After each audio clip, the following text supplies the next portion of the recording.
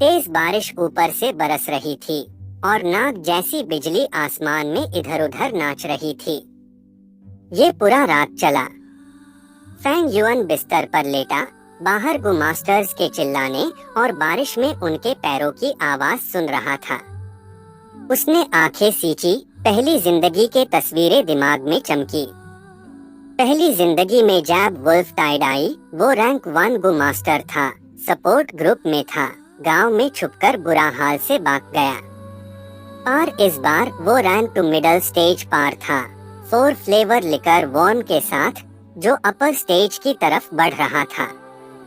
इसलिए दूसरे गु मास्टर्स की तरह उसको इस काली रात में वुल्फ टाइड से लड़ना था। बाहर बारिश हो रही है और इतने बिजली के भेड़ियों से कम दिखाई में लड़ना पड़ रहा है। ये सच में सजा है। फैंग युअन ने दिल में ठंडी हंसी मारी। वो किराए के घर में नहीं सोया बल्कि सारे में था। अगर किराए के घर में होता तो जबरदस्ती लड़ाई में भेजा जाता। क्लैन के बेड लोगों ने इस वुल्फ टाइड की गंभीरता को अंडर एस्टिमेट किया। सही तरीका था गांव में छुपकर आखिर तक डिफेंड करना। अफसोस वो पहले के तजुर्बे से अंधे हो गए। फैंग युअन बिस्तर पर पैल था और सोचने लगा। खिड़की के बाहर बारिश चरम तरफ छिटक रही थी, एकदम तूफान। गदगदहट की आवाज बार बार कानून में आई। सड़कों पर गु मास्टर्स जल्दी जल्दी चल रहे थे। उनके पैरों की आवाज और गुस्से के चिल्लाने का शोर कभी नहीं रुका। एकदम भेड़ियों की चीखें गांव तक पहुंची। ये रात बिना सोने वाली थी। चाहे वो गु मास्टर्स जो अपनी जान दांव पर लगा रहे थे, या गांव में छुपे मॉर्टल्स जो डर से कांप रहे थे, या एफआईआर फैंग युअन। आधी रात तक सोते सोते वो अपने आप जाग गया। वो उठा नहीं बल्कि अंधेरे में बिस्तर पर लेटकर आंखें खोल दी। खिड़की से आवाजें कानून में आई। लोगों की जीना मरनों की लड़ाई वो दिमाग में तस्वीर बनाता। बाहर तूफान के साथ गु मास्टर्स और भेड़ियों के झुंड एक जिंदा स्टेज बनाए। हर कैरेक्टर जिंदगी का रूप दिखा रहा था। जिंदगी एक ड्रामा है, ये एक अच्छा शो था। और फैंग युअन का इसमें हिस्सा लेने का कोई इरादा नहीं, बल्कि उसको एक अजीब सी अकेलापन महसूस हुआ। एक अकेलापन जो हद में बंधा था। ये इसलिए नहीं कि वो ट्रांसमाइग्रेटर या रीइंकारनेटर था या कोई छुपा राज रखता था, बल्कि इसलिए कि हर इंसान अकेला पैदा होता है। इंसान जैसे टेट ह्यू तप्पू होते हैं तकदीर के समुंदर में। इंसानों का मिलना जैसे ये अकेलापन के तप्पू टकरते हैं और छूने पर असर होता है। कभी ये तप्पू जुड़ जाते हैं स्वार्थ, रिश्ता, दोस्ती, प्यार या नफरत के नाम पर आखिर में ये अलग हो जाते हैं बर्बादी के रास्ते पर चलते हुए। ये है जिंदगी का सच। अफसोस लोग अक्सर अकेलापन से डरते हैं। उनको लोगों की भीड़ का शोर चाहिए और वो वक्त खाली नहीं छोड़ते, क्योंकि अकेलापन का सामना करना मतलब दर्द और मुश्किल का सामना। पर जो इस दर्द का सामना करे उसको टैलेंट और हिम्मत मिलती है। इसलिए कहते हैं बेड लॉग हमेशा अकेला होते हैं। ये अकेलापन का एहसास है। हर बार जब मैं इसको महसूस करता हूँ, डीमोनिक वे के लिए मेरा इरादा और मजबूत होता है। फैंग युअन की आंखें चमकी। उसने रेनजू की कहानी याद की। कहानी के मुताबिक रेनजू ने एटीट्यूड गु हासिल किया। एटीट्यूड गु एक मास्क जैसा था, पर बिना दिल के रेनजू उसको पहन नहीं सकता था, क्योंकि उसने अपना दिल होप गु को दे दिया था और तब से वो मुश्किलों से नहीं डरता था। और एटीट्यूड गु के लिए दिल चाहिए था। रेनजू परेशान हुआ। उसने एटीट्यूड गु से पूछा, आएगो, लोग कहते हैं एटीट्यूड सब कुछ है। अब मुझे ये परेशानी है, तू जानता है, तो मुझे राह दिखा। एटीट्यूड गु बोला, ये मुश्किल नहीं। रेनजू, तुझ में दिल की कमी है, तो बस एक नया दिल ढूंढ। रेनजू कंफ्यूज हुआ, फिर पूछा, तो नया दिल कैसे मिलेगा? एटीट्यूड गु ने आह भरी, दिल हर जगह है और कहीं नहीं। दिल ढूंढना आसान भी है और मुश्किल भी। तेरे हालत में तू अभी दिल पा सकता है। रेंजू खुश हुआ, जल्दी बता कैसे? एटीट्यूड गु ने चेतावनी दी, ये दिल अकेलापन का है। इंसान, क्या तू सच में ये चाहता है? इसको पाने के बाद तुझे बेइंतहा दर्द, अकेलापन और डर का सामना करना पड़ेगा। रेंजू ने चेतावनी नहीं मानी, उसने पूछा ही रखा। एटीट्यूड गु रेंजू के हुक्म को टाल नहीं सका, बोला, बस एक तारों भरी रात में आसमान को देख छुप रह। सुबह तक तुझे अकेलापन का दिल मिल जाएगा। उस रात तारों से भरा आसमान था। एटीट्यूड गु के कहने पर रेंजू अकेला पहाड़ की चोटी पर बैठा आसमान को देखता रहा। इससे पहले उसकी जिंदगी मुश्किल थी, हमेशा भागने में लगा रहता। उसको ये सुंदर और राज भरा आसमान देखने का वक्त नहीं मिला। पर अब तारों को देखते हुए उसके ख्यालात भटकने लगे। वो अपने बारे में सोचने लगा, इतना छोटा और कमजोर इंसान हमेशा डर और बेचैनी में जीता। मेरे पास होप गु, स्ट्रेंथ गु, रूल्स एंड रेगुलेशन गु और एटीट्यूड गु है, पर इस जमीन पर जीना अभी भी मुश्किल। अगर कल मैं मर जाऊं तो क्या दुनिया मुझे याद रखेगी? कोई मेयर होने पर खुश होगा या मेयर मरने पर रोएगा? ये सोचकर रेंजू ने सर हिलाया। इस दुनिया में वो अकेला इंसान था, दूसरे कहाँ? गु के साथ होने के बावजूद उसको एक गहरा अकेलापन महसूस हुआ। अकेलापन का दिल। इस पाल जब रेंजू ने अकेलापन महसूस किया, उसके शरीर में एक नया दिल बन गया। सूरज उफक पर उभरा, उसके चेहरे पर चमका। पर रेंजू खुश नहीं था। उसको बेइंतहा दर्द, निराशा, उलझन और डर महसूस हुआ। वो इस अकेलापन और डर को झेल नहीं सका। उसको लगा ये अंधेरा और क़यामत का आना है।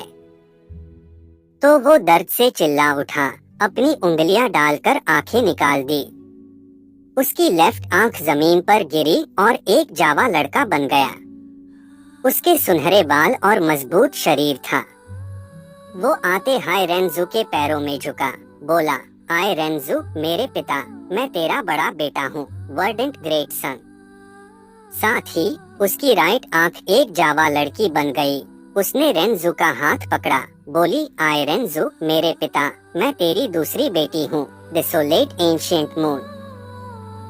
रेंजू जोर से हंसा, खाली आंखों के कुएं से आंसू बहते हुए। उसने 3 बार अच्छा कहा और बोला, अब मेरे बच्चे हैं, मैं अकेलापन के दर्द को झेल सकता हूँ। अब कोई मेयर होने पर खुश होगा, मेरे मरने पर रोएगा। भले ही मैं अभी मर जाऊं, तुम मुझे याद रखोगे। बस आखिर में उसने आह भरी, मैंने दोनों आंखें खो दी, अब रोशनी नहीं देख सकता। अब से तुम दोनों मेरे लिए दुनिया देखो। पूरी रात बारिश हुई, सुबह ही रुकी। फैंग युअन सारे से निकला। सड़कों पर लॉग ऑन के चेहरे भारी और उदास थे। इस रात क्लैन को बड़ा नुकसान हुआ। सच में किंग माओ पहाड़ के 3 क्लैंस में से कोई नहीं बचा, सबको भारी नुकसान। फैंग युअन ने बैटल मेरिट बोर्ड देखकर ये समझा। एक रात में बोर्ड से 25 छोटे ग्रुप्स गायब, सब वुल्फ टाइड में मर गए। अगर 1-2 बचे तो या तो जख्मी या लंगड़े। गुयुए पेन का ग्रुप भी इसमें था। अगले डजन दिन हालत और खराब हुई। पहले 100 बीस्ट किंग बोल्ड बिजली का भेड़िया दिखा। FIR जल्दी हाई 1000 बीस्ट किंग फ्रेंजी बिजली का भेड़िया दिखा। ये खबर से रैंक टू गो मास्टर्स डर गए। फ्रेंजी बिजली का भेड़िया मिला तो कम से कम 3 ग्रुप्स को साथ मिलकर लड़ना पड़ता। ये अलग बात कि नॉर्मल भेड़िए भी साथ होते। 3 क्लैंस को अपने रैंक 3 एल्डर्स भेजने पड़े।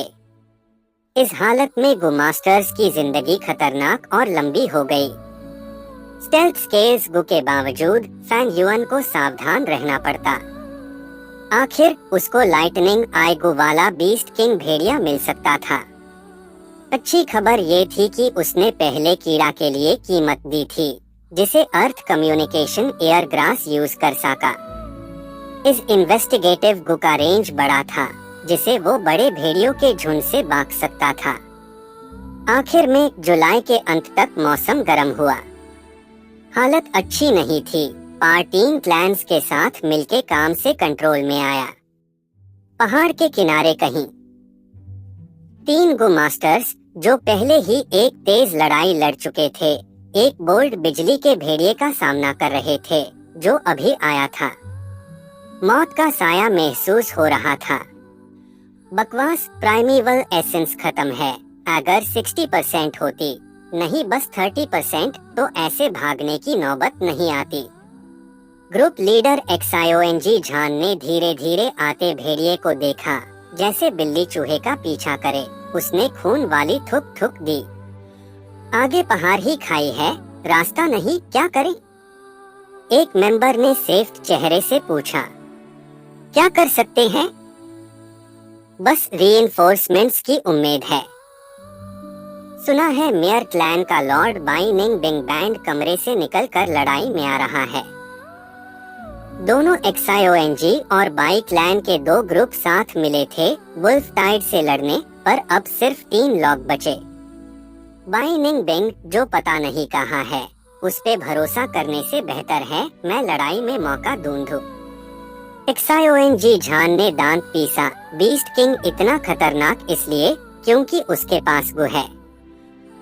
मेरे पास प्लंडर गु है जो दुश्मन से गुवोम छीन सकता है, पर इसको चलाने में टाइम लगता है और मैं हिल नहीं सकता। इस दौरान तुम दोनों मुझे बचाओ। ठीक है। दूसरे 2 ने एक दूसरे को देखा और XIONG झान के सामने खड़े होकर बोल्ड भेड़िए को रोकने लगे। वो जानते थे उम्मीद कम थी, पर कोई मौत को आसानी से नहीं मानता। अगर प्लंडर कामयाब हुआ तो जीने का मौका है। भगवान मदद करे। XIONG झान का चेहरा सख्त था। उसने दायां हाथ उठाया। जान और मौत इस पे डिपेंड करती थी। 3 इंसान और एक भेड़िए को नहीं पता था कि ऊपर खाई पर एक सेफ्ट बाल वाला जावा लड़का सेफ्ट कुर्ता पहने ये सीन देख रहा था। जिंदगी कितनी बोरिंग है। वो जमीन पर बैठा, एक हाथ से सहारा लिए, दूसरे से पानी का बोतल से पिला। उसने दारू नहीं, सिर्फ मीठा पहाड़ ही पानी पिया। पानी पीते हुए वो तमाशा देखता रहा। लड़ो और मारो। ऐसी बोरिंग जिंदगी में इतनी तेज लड़ाई से ही थोड़ी सी एक्साइटमेंट और रंग आता है। तब जाके जिंदगी में कुछ मतलब बनता है। उसने दिल में हल्की हंसी मारी। मदद करने का कोई इरादा नहीं। भले ही उसके पास ताकत थी, भले ही उसका बाई क्लैन का मेंबर वहां था, तो क्या? उसके लिए अकेलापन सबसे गहरा अंधेरा है और रिश्तों का उजाला बस एक धोखा। वो बाई निंग बिंग ऐसा बोरिंग काम जैसे किसी को बचाना नहीं करेगा।